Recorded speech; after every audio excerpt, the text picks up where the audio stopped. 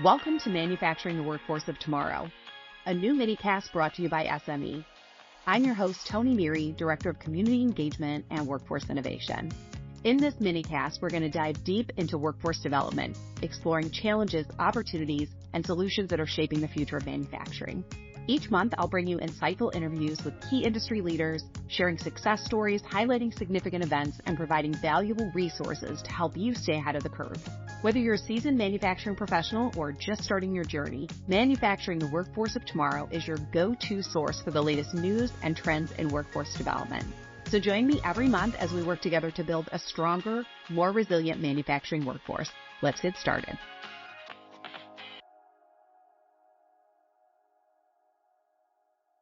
I am so excited to chat with today's guest, Montez King. If you don't know him, you must have been hiding under a rock in workforce development, but we're so excited to talk today. Montez is the Executive Director at NIMS, another certifying body like SME and AWS. We all work together in the same space, but Montez has a great background and was originally the Credentialing Director at NIMS, led all technical support, data analytics, quality assurance, and activities for global credentialing before being promoted to Executive Director. Montez, thank you so much for joining us today.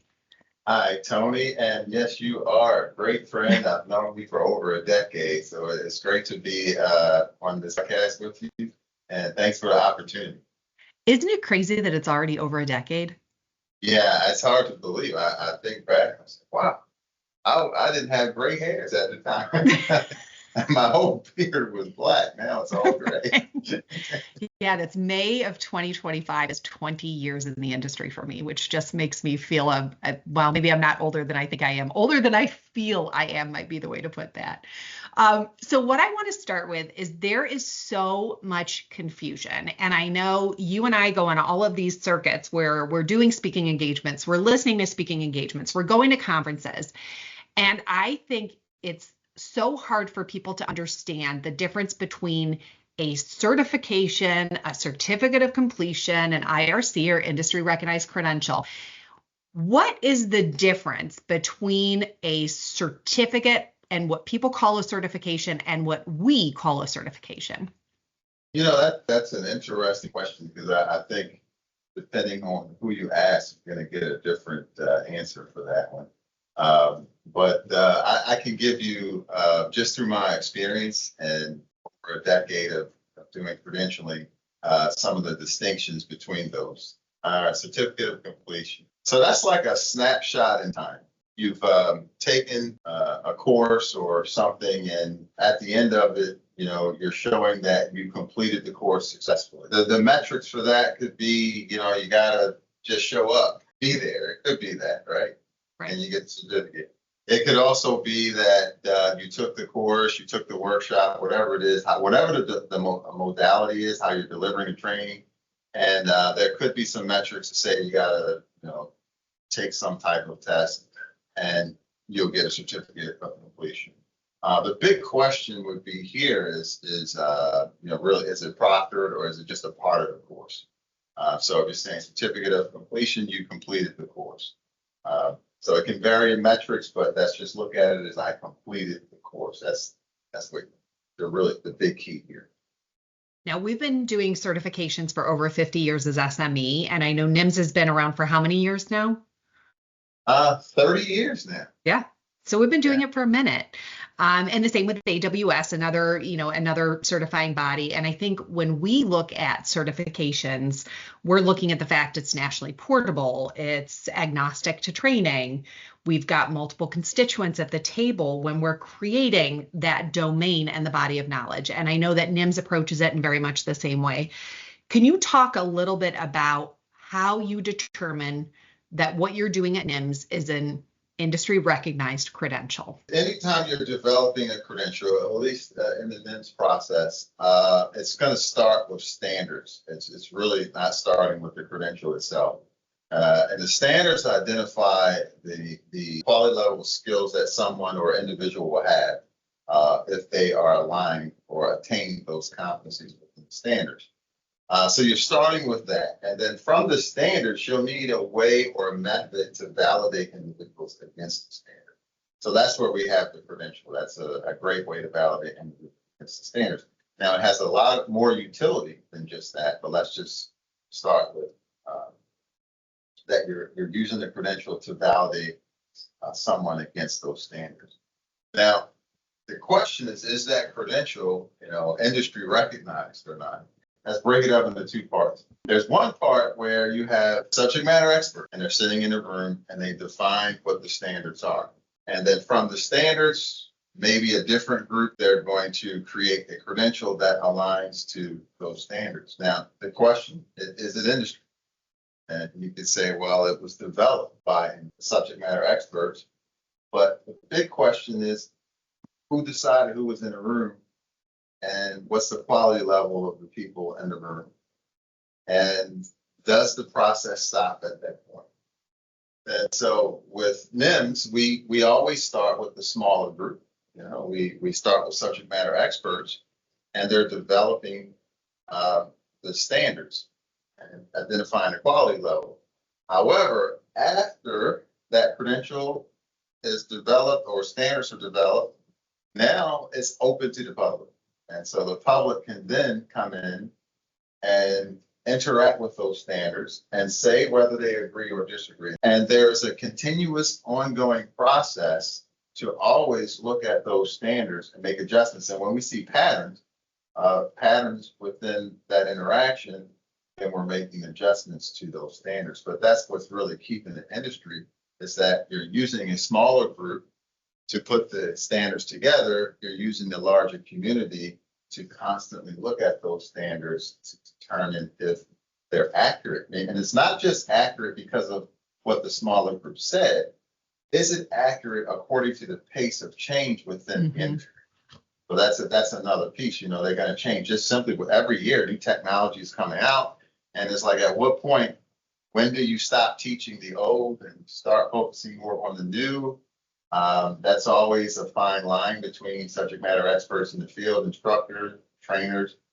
They always have that debate. But the larger review is going to really tell us that, did we nail it, or did we do fair with it? And then it helps us to know our process, our framework for developing the standards in a smaller group. Maybe that process needs to change, because if the larger group is saying that these standards are way off, then maybe we have problems in our standards development process. So it's continuous improvement, not just with the standards, but the certifying body that actually develops the standards helps them to improve. Absolutely. And what type of process do you go through at NIMS when you're selecting those individuals that will be at the table? Yeah, we usually focus on people that are right there on the floor with companies. We have a large network. We have our stakeholders, the founders of NIMS. They're all member-based associations who have a large network of employers, and we pull from that. So we're looking at diversity, small companies, large companies. We're looking at the products they build, even though they're in the same disciplines within the manufacturing arena. Maybe they're manufacturing different products. Someone who makes big parts is going to have a different perspective of someone who makes small parts. So we try to create that diversity within the group, even though they're within the same industry. But yeah, we're pulling from our stakeholders. We have thousands of employers that we can pull from. Now, this one might get a little controversial. Component is when you're looking at creating these certifications in a diligent process. So, at SME, we have everything from your intro to manufacturing, your CMFGA, up to our SME CMFGE, which is a 4-year engineering degree, 4 years in the field. So you have to look at that growth and development, because just like with NIMS, you've got level 1, level 2, and then you can advance from there. You do want to look at a progression as individuals are going through and learning more and growing, because we want to see growth of individuals in our industry, right? We don't want to just see them, I earned this one certification, and now I'm going to be happy for the rest of my life. Yeah, you and I were at an event, and we always see each other at these events. And I remember speaking with another body, and I wasn't actually speaking directly with them, but they were going through a presentation. It was hundreds of thousands of credentials that were passed over a period of time. And, it could be good, it could be bad. I'm not exactly sure if that was a good thing or a bad thing. For them, they were saying it's a good thing. But the one thing we have to keep in mind is, just like you said, if it's too easy, what are you really accomplishing here? People are getting a false sense of certification, right? They're getting a certificate, but the value of it, it's inflated, or the currency of it is very low. Everyone has it, but it doesn't really say anything. It's just a piece of paper that you have.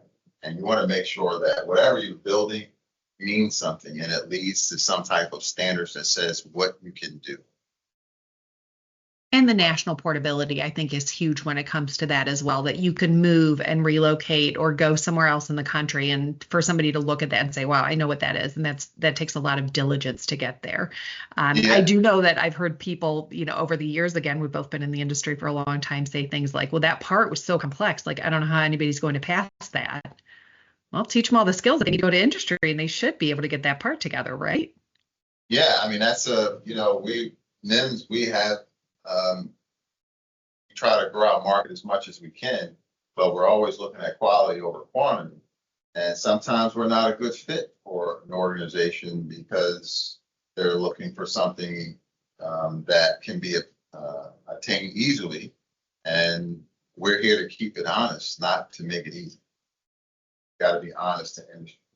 And you always have limitations if you're credentialing in the school. Right. How many schools are always going to be top notch at the cutting edge of technology, right? Maybe when there's an investment, a capital expenditure going in, you could get pretty close to industry, but over time you're gonna hold on to a little while and it starts to move on. So some schools are not going to always be able to simulate industry 100%. But they still need to know what those limitations are. So if you're adopting any type of credential, what can you train towards? It shouldn't be taking industry back down to work within the school's, capabilities. It should really be driving the schools to say, okay, we need to get more technology, we need to get more equipment, et cetera, so we can stay in line with industry. But we can't dummy it down. And that's something that's big in our mission at NIMS, is to keep everyone honest. Fantastic. Well, this has been amazing. I think, again, we hear it all the time. I'm so confused. What's the difference between this and that? And I don't understand. And I think this has brought a lot of light on the subject that I think can be very confusing, and also simplified it, which is what we really want to do, is simplify the learning process to understand the value of industry recognized credentials and these vetted, viable certifications, not just to keep programs strong, but we're building this next workforce of tomorrow, and they need to have all of the tools at their hands to be properly equipped to go to industry. Yeah. Now you did you had a couple of other distinctions in there as well. Or it was one what's the certificate of completion? Then there was a full certification, and I'll just hit on that as well. You have.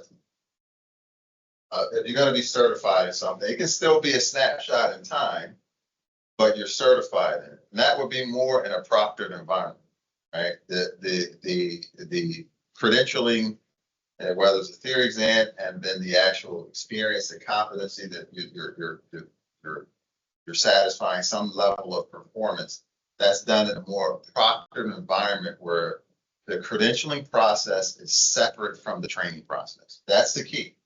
The value of a credential is when you separate it from the training itself.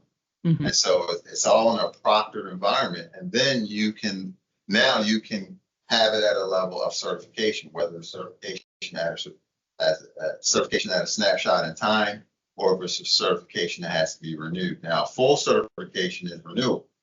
Not only am I get a snapshot in time, but because the industry is changing, or you need to You want to have every so often renew that, make sure that I'll give you an example.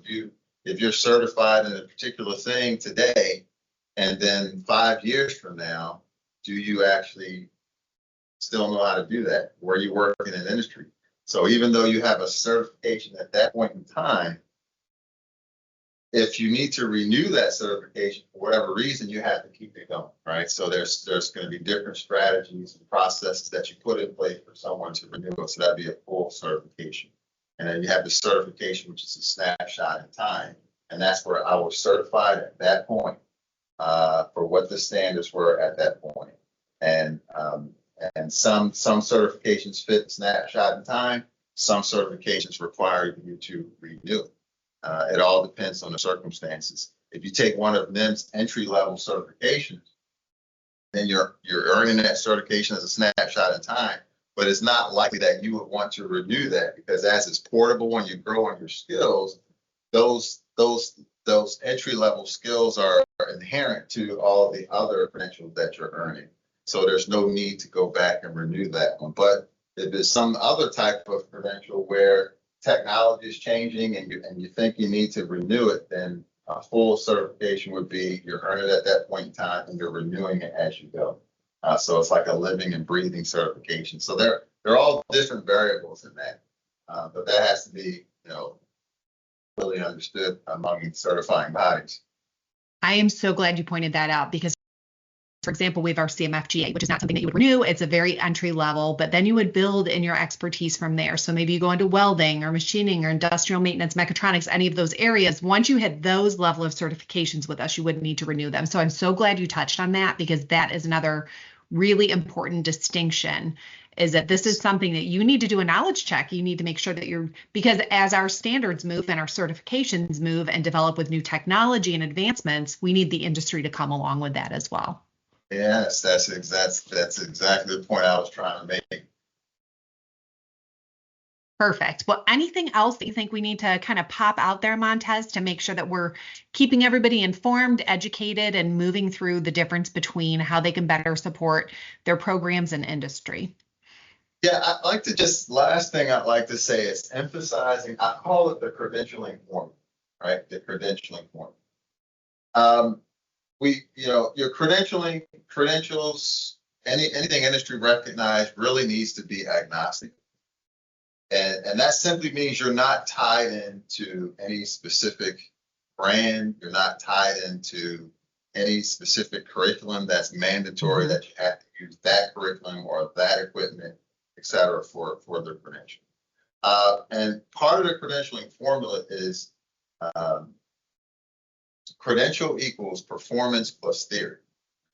And so usually the theory is proctored, right? It is proctored in a way, most can easily add a proctoring system.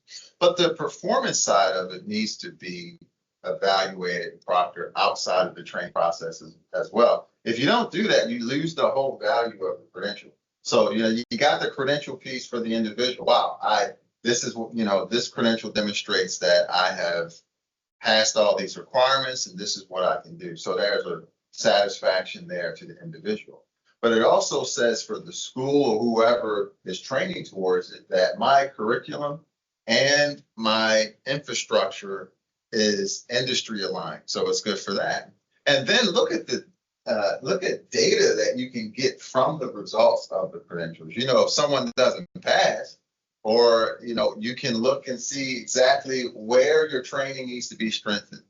Where is it? Maybe it's already strong, maybe it's poor in a certain area, but it helps you to get data to better inform how you actually improve your training and how you keep it closely aligned to industry. So once you include credentialing inside the training environment, you lose all that value. It's all gone because you can't evaluate where you are if your metrics are, if you're controlling all the metrics for the quality of what you're doing. It has to be separated.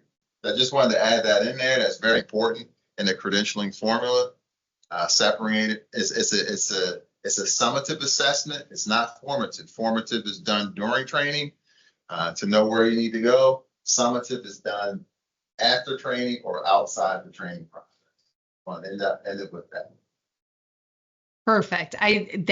You were so concise, because it's like I always struggle myself with even getting that out, is that was so concise in the fact that it should be completely agnostic. It's a great way to prepare for, but not the only way to prepare for any of the certifications that you're seeking. Yeah. All right. Well, thanks for your time. Yeah, thank you so much for joining us. Everybody can check out the accompanying blog here that will be with this podcast as well. And Montez, I'm sure I'll be seeing you before too long in real life. And thank you again for your time today and your expertise in the work that you continue to do in our industry. Thank you to both of you, and for giving me the opportunity. SME, Toni, it's always a pleasure. I will see you out there. That's a wrap for this episode of Manufacturing the Workforce of Tomorrow. Remember to subscribe to our podcast on your favorite platform to stay updated on all the latest trends and happenings in workforce development. Don't forget to visit our website at sme.org for more resources and information. Until next time, let's continue to build a stronger, more resilient manufacturing workforce together.